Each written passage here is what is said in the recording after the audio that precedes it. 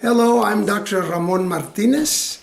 Today is February 7th, 2018.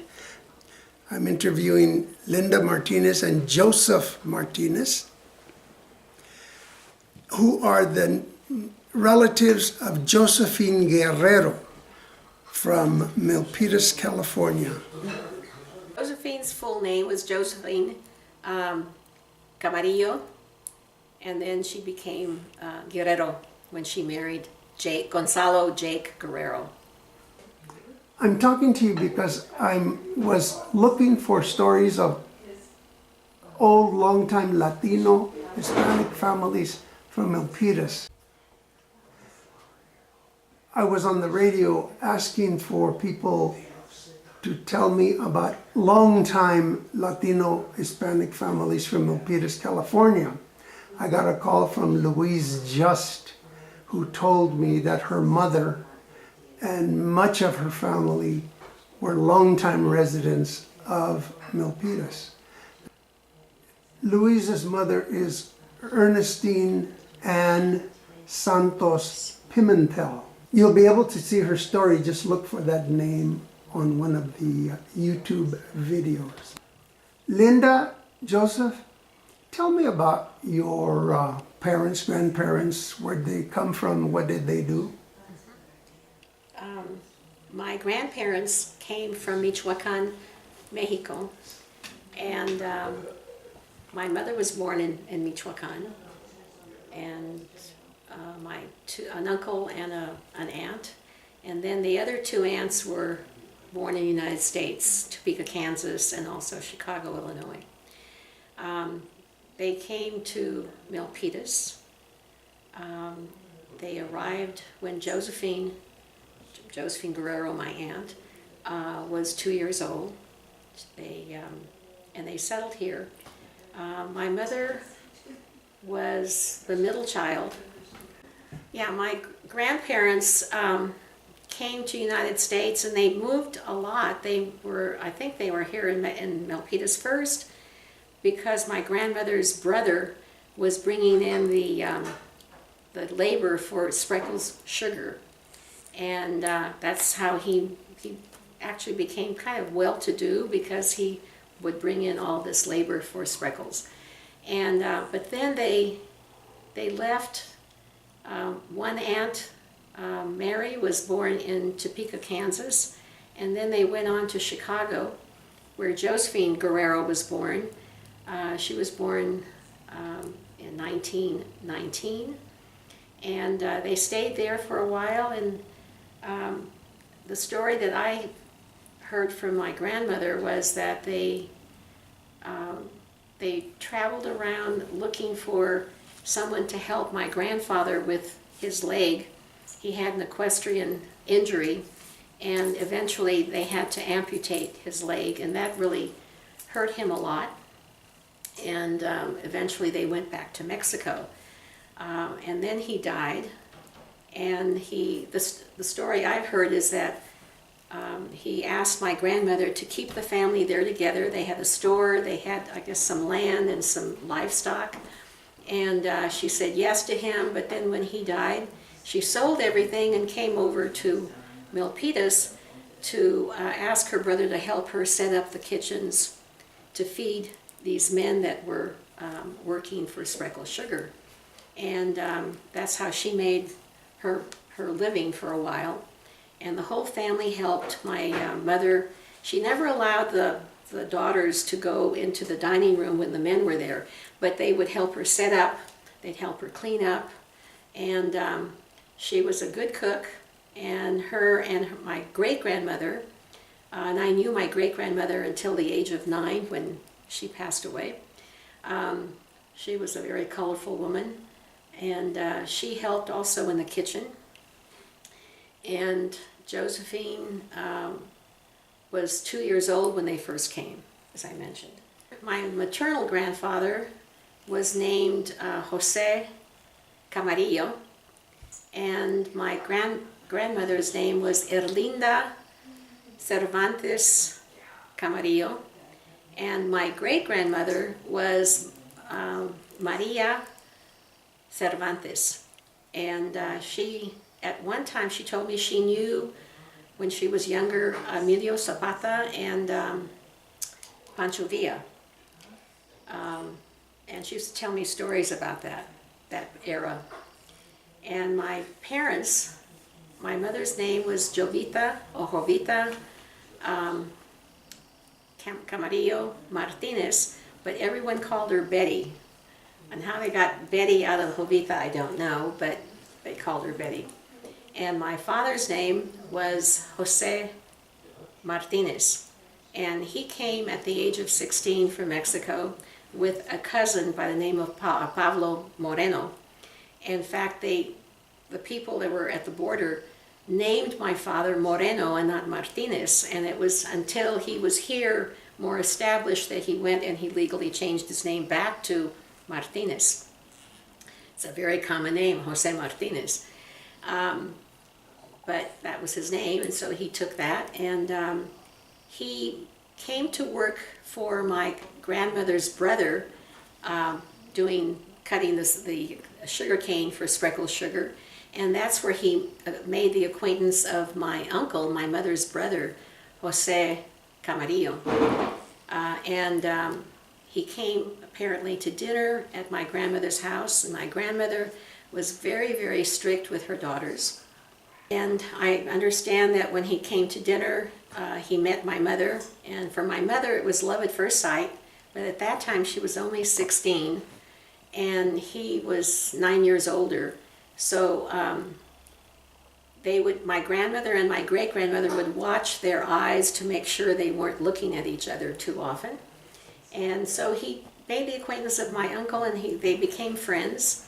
And at that time, my father was following work wherever, I guess, he could find it.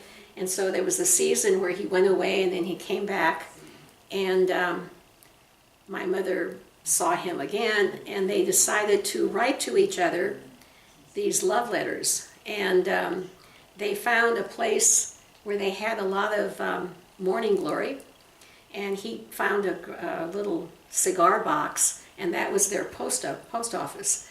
And my mother said she would put her letter in her shoe, tell my grandmother, I want to go to the post office and see if there's any mail for you. And she would go and take the letter out of her shoe and put it into the little cigar box underneath the morning glory. And so out of that grew for about 3 years. They did this whenever they could, write to each other. And at the age of 19, my father proposed to her, and she knew that my grandmother, for some reason, my grandmother was a little strange. She didn't want her daughters to get married. And so she told my father that the only way she could marry him would be if they eloped. So they made their plans, and my mother made sure that day that they were going to elope that she said she put wax on the windows so that the window could go up. And my father secured a ladder, and they waited until everybody was asleep, and they very quietly got out of the window, and then she left. My father had a letter from my grandmother telling her what they were going to do. They were going to elope and get married. And they drove in a little Model T Ford all the way to Bakersfield. And there my father had rented a house and had talked to the priest about getting married. And he bought my mother a wedding gown and everything, and they had a photographer. And he had pictures taken of the small wedding, because it was just her and my dad and I think a witness and the priest, and sent it to my grandmother so that my grandmother would know that she got married and she wasn't just, a loose woman. Now, the ranch that they met at was on Montague Road, just past the creek. Their little box that they served as their mailbox was under the regular mail box because in those days, those were seen by those, the post office treated them as individual mailboxes for whoever stayed and lived on the land. So there may have been 3 or 4 mailboxes on the street, and my parents used their little coffee box underneath the Morning Glory. Josephine was 2 years old when they moved to Milpitas. My grandmother bought a home just down the street from the school, so her kids could walk to school. And so Josephine went from 1st to 8th grade at this grammar school, Milpitas Grammar. And after that, she had to go to San Jose for high school. Peter Burnett. So she went to Peter Burnett. Okay, so Josephine went to Peter Burnett for high school. After that, she started working at a jewelry store, which was Sam Pye's jewelry store, Sam Pye's, P-Y-E-S, in San Jose. so that was downtown San Jose. She continued working that, and then she got also into owning a cleaners at one point. So she owned her own cleaners in Milpitas. Milpitas Cleaners on Main Street. Main Street. Yeah. Her sister Mary had gone to work at a cleaners, and she became what they called a fancy presser for clothes that had a lot of pleats. And so those people, fancy pressers, were paid more, and so she wanted to open up cleaners. So they first opened up the cleaners together. But the two sisters, there was a lot of sibling rivalry, and they didn't get along too well. So eventually Josephine bought out Mary's portion, and Josephine owned the Milpitas Cleaners for many years. And then she went to work at the Milpitas post office, at first as a clerk. And then she became the assistant postmaster of Milpitas post office. Yeah, she went to work at she owned the cleaners first, and my grandmother had taught her how to sew, so she also did alterations for the cleaners, people from Milpitas. And it was quite successful. And then she met Jerry, and I don't remember Jerry's last name, who said to her, why don't you come and work at the post office? Jerry was, I think, the postmaster at that time.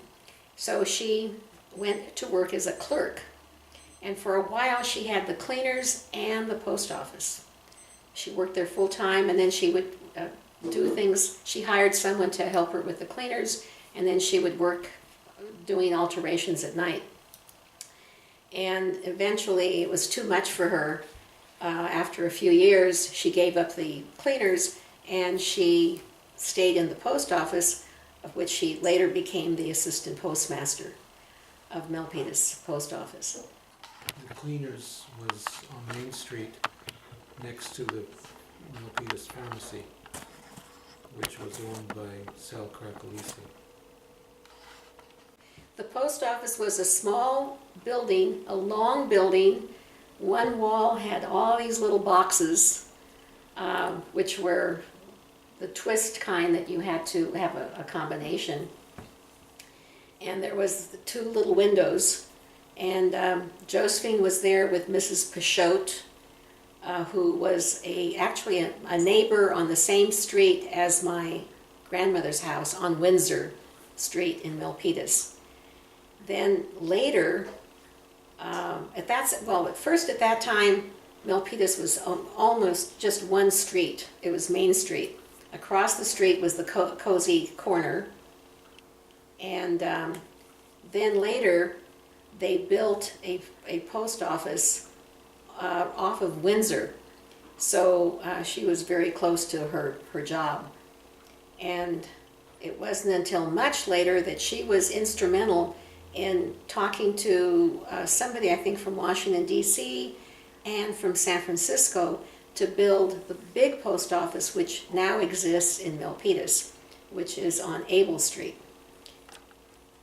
I remember as a kid going to the post office to see my aunt, and then also going to the drugstore right next door for errands that my mother would send me. And must have been, 9, 10, 11 years old, I guess. And the post office was still there. And she, later, when I got my license to drive, she would give me errands to go pick up all kinds of things for the cleaners. She needed zippers, and she would send me to downtown San Jose on First Street, Mrs. Loewy's, I think it was like a supply house of some kind. And I would go pick up zippers and threads and whatever she needed to, because she still was working at night trying to do the alterations for the cleaners and work in the post office during the day. And lo and behold, later, then she became interested in Milpitas as in government. When Milpitas became, well, first of all, San Jose was going to annex Milpitas.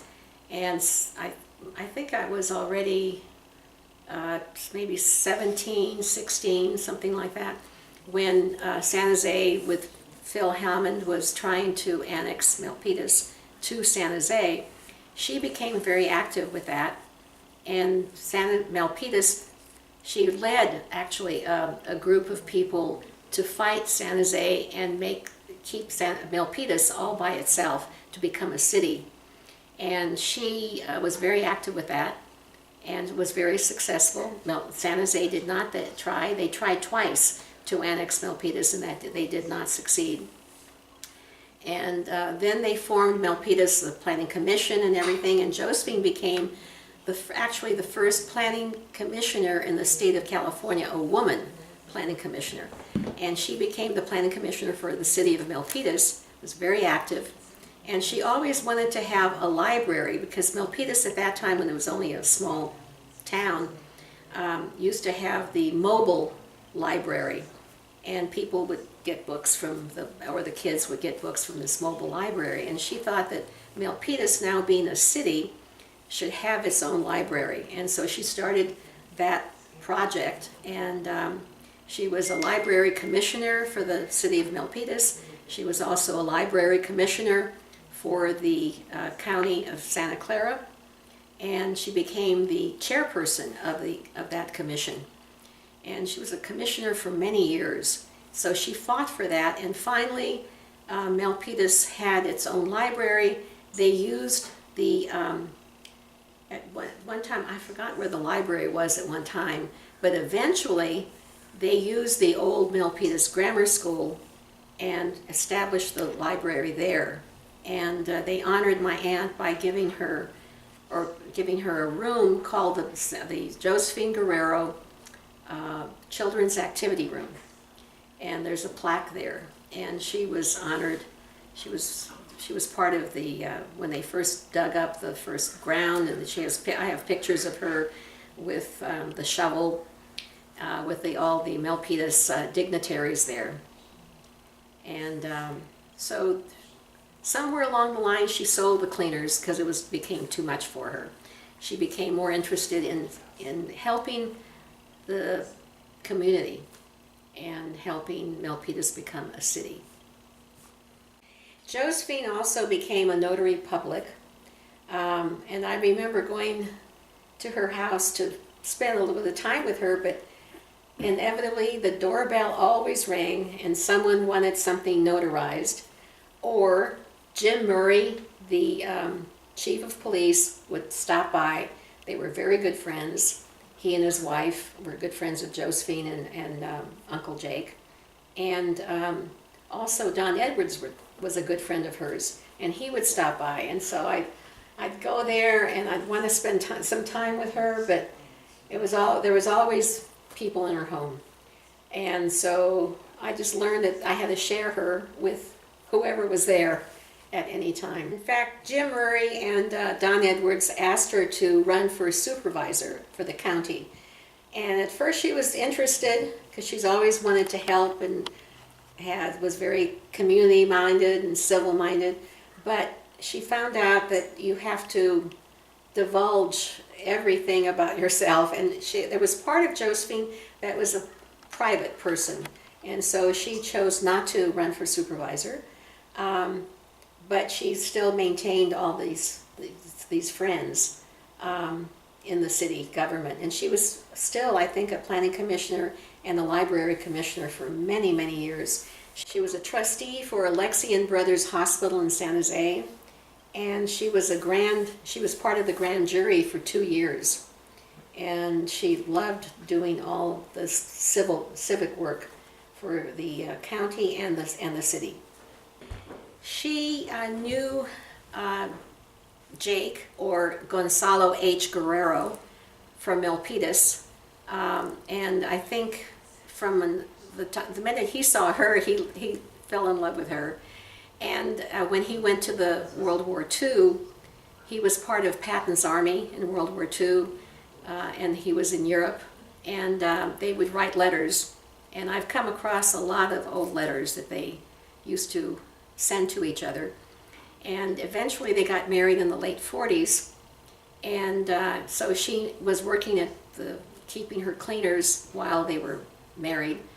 And he used to work for a company that sold cinder blocks or cement blocks, and he would do the deliveries. And when Josephine became the postmaster and Milpitas became a city, he stopped working for that other company, and he became a carrier for the post office. He was carrier number 1. On his cap was a number 1. And he loved that job because where they lived on Spence Avenue in Milpitas, he knew all the people, and he was a very friendly guy, and people knew him all the women and the men liked him. He was a very friendly person. Uncle Jake was a kid at heart. Even in his older days, he would take us places. They didn't have any children of their own, so Linda and I became a second pair of kids for them to deal with. And my parents shared us with them. So Uncle Jake would take me to Disneyland. He'd take me to the ball games at Candlestick. Mm-hmm. And I remember one day he would pick me up in the morning to take me to school. And before we got to the school, he said there was a game at Candlestick. Do you want to go? So I said yes. And so off we went to Candlestick for the game. And my parents didn't like that so much because they heard about it later. During junior at Russell School, they were a big part of my life, as they were in high school. I used to go after school. My first stop would have been to see Uncle Jake, and he would be home early from his work. I think around 3:30 he used to get off. He'd go home, and a lot of times he'd be listening to his LPs. When I got there, he used to lie in front of his stereo with the music blaring.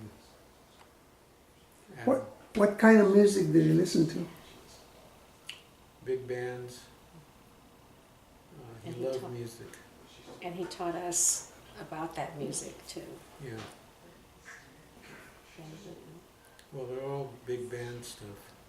Benny Goodman, Jimmy Dorsey, Harry, what was the guy, the Belafonte. trumpet? Not Harry Belafonte, no. Harry James, I think, the trumpet player. He loved him. And so he taught us about music from the 40s and I guess maybe the 30s, you know. Gave us an appreciation. He was a neat guy. Yes, I went to Samuel Air High School there in Milpitas, which was part of the East Side School District at the time. It wasn't until the city and the East Side School District parted ways did Milpitas come up with its own high school. Joseph and I became Aunt Josephine and Uncle Jake's kids too. In fact, we used to celebrate Father's Day with both of them and Mother's Day with both of them. And we were as close to them as we were to our parents. And my parents, my mother's favorite sister was Josephine, and so she didn't mind sharing us with them. And it was to our benefit because my father was a pear grower and could not take us on vacation in the summer.